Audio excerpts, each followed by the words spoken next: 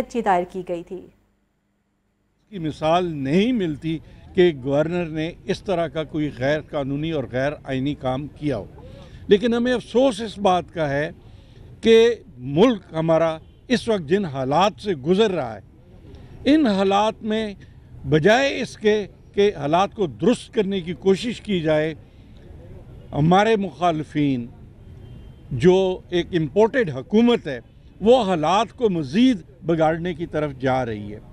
और जिस तरह उनको फैसिलिटेट किया जा रहा है और जिस तरह एक इम्पोर्टेड हुकूमत के गैर आइनी और गैर कानूनी जो इक़दामात हैं उनको इम्प्लीमेंट करवाया जा रहा है, मैं समझता हूँ कि वो भी हर लिहाज से काबिल मज़म्मत है। आज आपने देखा कि आज पंजाब असम्बली का इजलास हुआ। इजलास में अवाम बुरी तरह महंगाई की दलदल में फंसती जा रही है। ये पहली बार ही हुआ है पाकिस्तान की तारीख में कि एक लीडर ने अपनी ज़ात से बाहर निकलकर सोचा है। इमरान खान ने हमेशा अपनी ज़ात को साइड पर रखते हुए गरीब अवाम के लिए सोचा है। एक महीने बाद इस मुल्क के पास पैसे नहीं होंगे कि वो तनख्वाहें भी दे सकें। ये सिर्फ इक़्तिदार से चिमटे में, क्योंकि दुनिया के अंदर कोई भी अदारा, चाहे IMF हो, चाहे वर्ल्ड बैंक हो, चाहे एशियन डेवलपमेंट बैंक हो, चाहे कोई डोनर एजेंसी हो, पाकिस्तान के अंदर इन्वेस्टमेंट करने को तैयार नहीं है। जो पाकिस्तान के अंदर इन्वेस्टमेंट थी वो सारी की सारी बाहर चली गई।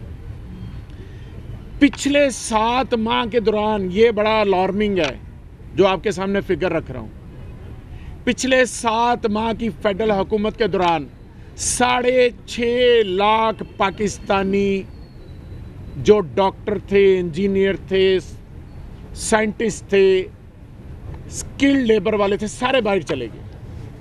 कोई पाकिस्तान के अंदर नहीं रहना चाहता। वजह क्या है कि उन्हें नज़र आ रहा है कि जब तक ये हुकूमत मसल्लत रहेगी हमारा फ्यूचर कोई नहीं है।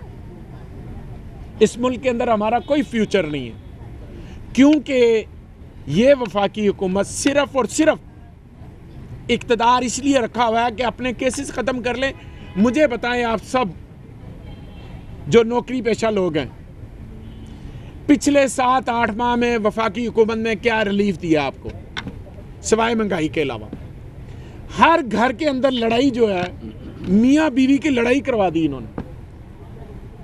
आमदनी उतनी है, अखराजात पहाड़ जितने बढ़ गए हैं।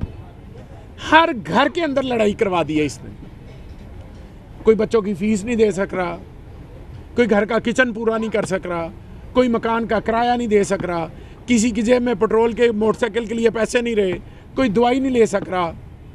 ये सारे मामला क्यों हो रहे हैं? ये एक फॉरेन एजेंडा है।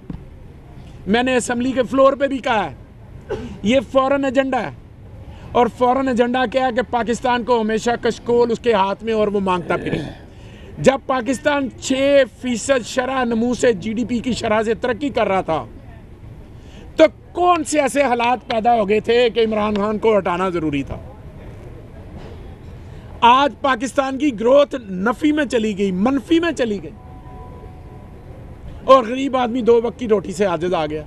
अगली बात जो मैं बता के जा रहा हूं, बिजली का यूनिट 80 रुपए फी यूनिट करने जा रहे हैं। ये आज की मेरी बात लिख लें। यहां पर लोग मोमबत्तियां और दिए जलाएंगे। अब बिजली का तो कॉन्सेप्ट ही खत्म हो जाएगा। जिसका 2000 बिजली का बिल आता था, उसका 8000 रुपया बिजली का बिल आया।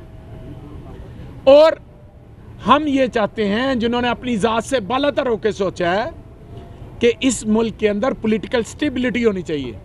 और पॉलिटिकल स्टेबिलिटी तभी होगी जब इलेक्शन होंगे, और जब इलेक्शन होंगे हुकूमत आएगी, फिर इकोनॉमिक स्टेबिलिटी आएगी।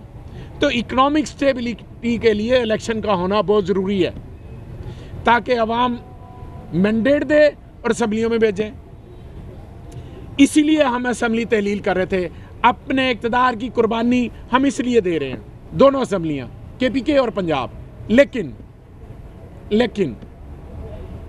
गवर्नर ने रात को, गवर्नर पंजाब ने शब खून मारा है। एक शहनशाह की तरह झूठे आर्डर निकालकर गलत आइन की तशरीह गलत करते हुए और इस तरह अपने इख्तियार को इस्तेमाल किया जिस तरह कभी सदर ममलिकत 58(2) भी इस्तेमाल करते थे। असम्बली के अंदर जो करारदाद मंजूर की गई है, तरीके इस्तकाक भी और तरीके मजम्मत भी, मजम्मती करारदाद जो पेश की गई है और जो मंजूर की गई है कि गवर्नर को इस असम्बली में बुलाया जाए, चीफ सेक्रेटरी को, और बुला के पूछा जाए कि आपने गैर आईनी, गैर कानूनी, गैर जमहूरी अमल किया और आपने इस 12 करोड़ अवाम का इस्तकाक मंजूर किया। इसलिए हम कहते हैं कि गवर्नर को बुलाया जाए और सारी वफाकी हुकूमत